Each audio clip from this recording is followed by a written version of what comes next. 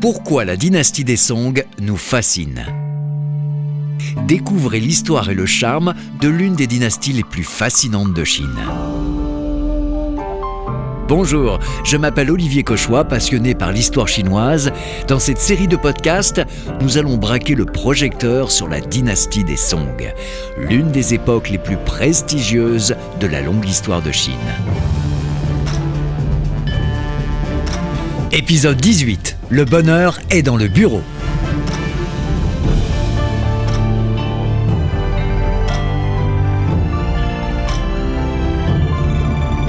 Dans ce podcast, nous allons nous rendre dans le bureau des lettrés des Song et comprendre leurs petites manies à propos de leurs 4 trésors, le pinceau, l'encre, le papier et l'encrier.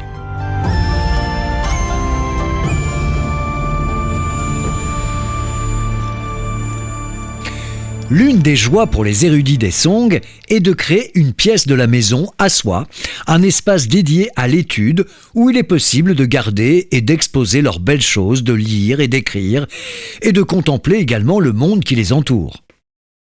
Le poète et érudit Lu You a écrit un poème sur sa propre petite salle d'études. Je cite. J'ai aménagé une petite chambre dans ma maison qui ne peut accueillir qu'une petite table. Je lis à la fenêtre du côté est, lorsque le soleil du matin éclaire la pièce. Même mes yeux malvoyants peuvent lire clairement les petits caractères du livre. Quand je lis à haute voix, mon plus jeune fils répète avec moi. Bien que mes jours soient comptés, je suis satisfait et ravi de cette pièce. Le domestique m'a dit que le repas était prêt, avant que je ferme mon livre et me lève pour quitter la pièce. Notez les tendances des Song à l'apprentissage ou à la recherche, et également à l'autosatisfaction et à la nostalgie. Un autre poème. Cette fois, il s'appelle « Journée d'été dans la salle d'études ». Le poète Zheng Ganzhong écrit ceci. Je cite. « Les journées sont si humides et torrides au cours du 5e mois lunaire qu'on a l'impression d'être cuit à la vapeur. Mais lorsque je m'assois dans la salle d'études, tranquille, il me semble que la température est tout simplement confortable. »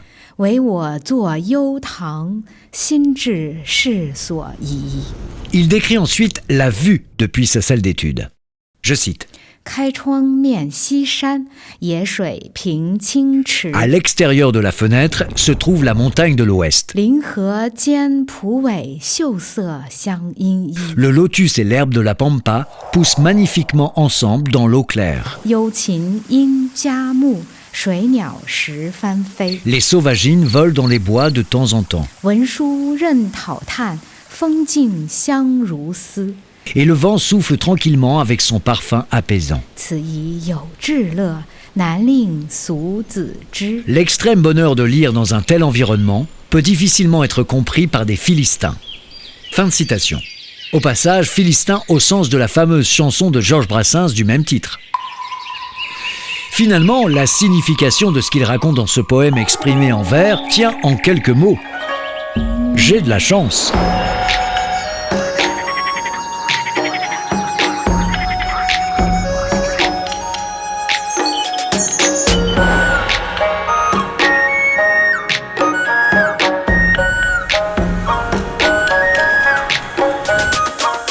Un bureau ou une salle d'études n'est pas digne de ce nom si les 4 trésors du lettré n'y sont pas fournis. Ce sont des outils de travail pour tout érudit qui se respecte, à savoir le bâtonnet d'encre, l'encrier, le pinceau et le papier. Le bâtonnet d'encre est d'une forme solide, car l'encre doit être broyée afin de pouvoir être utilisée. Pour cela, ils utilisent un encrier ou une pierre à encre. Le bâtonnet est broyé avec la pierre en fine poudre, puis mélangé à de l'eau dans l'encrier pour obtenir l'encre. Celle-ci peut ensuite être appliquée sur du papier ou de la soie à l'aide d'un pinceau. Individuellement, ces choses sont peu utiles. Ensemble, elles ont été unifiées pour créer des résultats à minima agréables, souvent admirables, et parfois se révéler être de véritables petits chefs-d'œuvre. Les premières encres de Chine ont été fabriquées à partir de graphique de carbone, c'est-à-dire le même matériau que l'on trouve dans les crayons. Ce graphite est parfois mélangé à du vermillon pour obtenir un pigment coloré. À l'origine, ce graphite était utilisé pour écrire sur des os ou des pierres sous forme de charbon de bois provenant des braises du feu. Mais l'utilisation du papier pour écrire a obligé le peuple chinois à trouver autre chose pour écrire sur les os et les pierres. La rançon du progrès en quelque sorte. Car le papier a été inventé par les Chinois à peu près 200 ans avant Jésus-Christ. Au cours de la dynastie des Song, l'encre est fabriquée à partir d'un mélange savamment dosé de suie de pin carbonisé et de résine de pin. Cette encre est appelée encre de suie ou noir de lampe. Elle est mélangée à des os broyés, des épices et des minéraux, puis ensuite pressée et laissée sécher pour former des blocs solides. Voilà, vous avez maintenant un tuto pour fabriquer vous-même votre encre de Chine si ça vous chante. La pierre d'encrier est une pierre sur laquelle on délaie l'encre. Elle est considérée par les anciens érudits chinois comme le plus important des 4 trésors de la calligraphie. Car une pierre d'encrier de qualité est la clé pour produire le type d'encre souhaité. Un encrier de haute qualité est une possession très prisée. Les pierres d'encrier ont une zone rugueuse pour broyer le bâtonnet d'encre en poudre et un encrier dans laquelle on mélange les poudres d'encre avec de l'eau. On les appelle pierres d'encre, car fabriquées de pierres naturelles, mais elles sont tout aussi bien faites de poterie, de briques, de métal, de laque, de porcelaine. Ces pierres devaient être lavées régulièrement avec grand soin et selon un rituel bien précis. Par exemple, il n'est pas possible d'utiliser l'eau chaude pour les laver, mais seulement de l'eau tiède.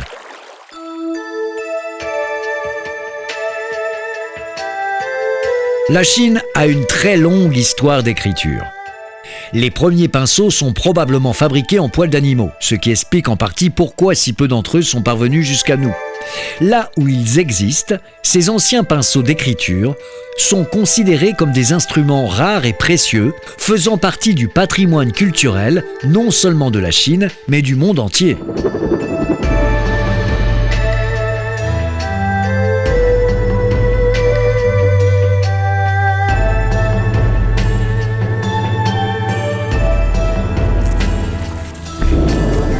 Le papier est l'une des 4 grandes inventions de la Chine ancienne, avec la poudre à canon, l'imprimerie et la boussole. Sa création a marqué un tournant dans la diffusion du savoir en Chine et au-delà. Elle a démocratisé l'information de façon massive. Avant son invention, les gens utilisaient toutes sortes de méthodes pour prendre des notes. Des nœuds dans des cordes, des coquillages, des os et des plaques de métal ou de bronze qui étaient gravées d'informations. Mais il est évident qu'aucune de ces méthodes n'était aussi souple que le papier pour transmettre des informations.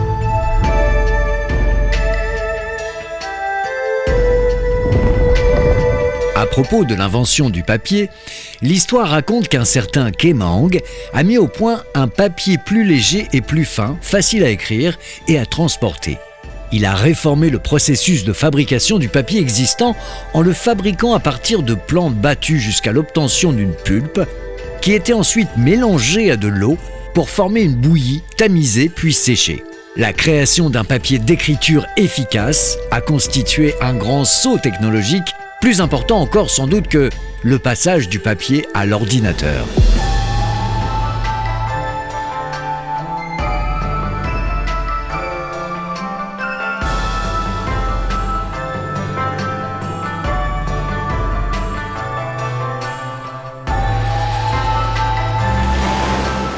Mais bien sûr, la dynastie des Song ne s'est pas arrêtée aux 4 trésors du lettré.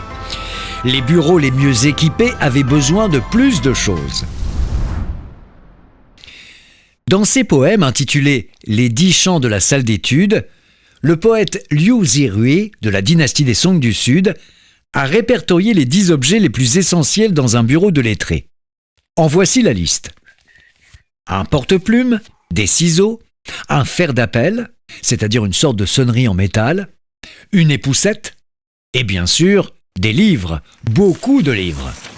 Ajoutons à tout cela le presse-papier, en forme de lion, mais vous pouvez tout aussi bien le trouver sous forme de rhinocéros, de tigre, de chèvre, de lapin, de crapaud, ou même de bixi, un animal spirituel des contes chinois qui a la forme d'un lion et possède des ailes, un peu comme un griffon.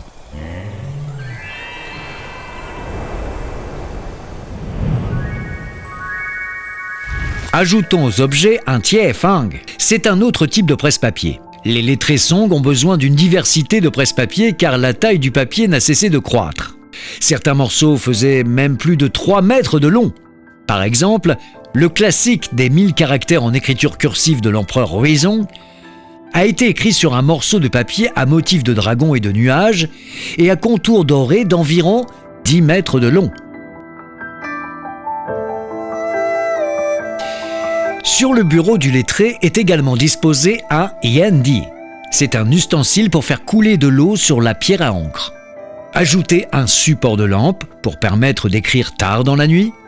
Et enfin, les piliers en bois, qui étaient nécessaires pour soutenir le bureau solidement, puisque, comme vous l'avez remarqué, il y a beaucoup de choses dessus. L'érudit Su Tse-mei de la dynastie des Song du Nord les a résumés en quelques mots. Je cite. Une salle d'études claire et nette, une encre et un papier de qualité, c'est aussi une joie de vivre. Fin de citation.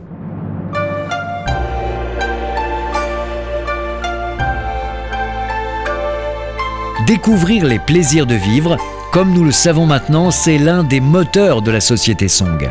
Il en découle les joies de la poésie et la passion de collectionner ces si belles choses. Remerciement spécial à la maison Sanya Chongdu pour son aide dans la rédaction du texte. Je vous donne rendez-vous dans un prochain épisode.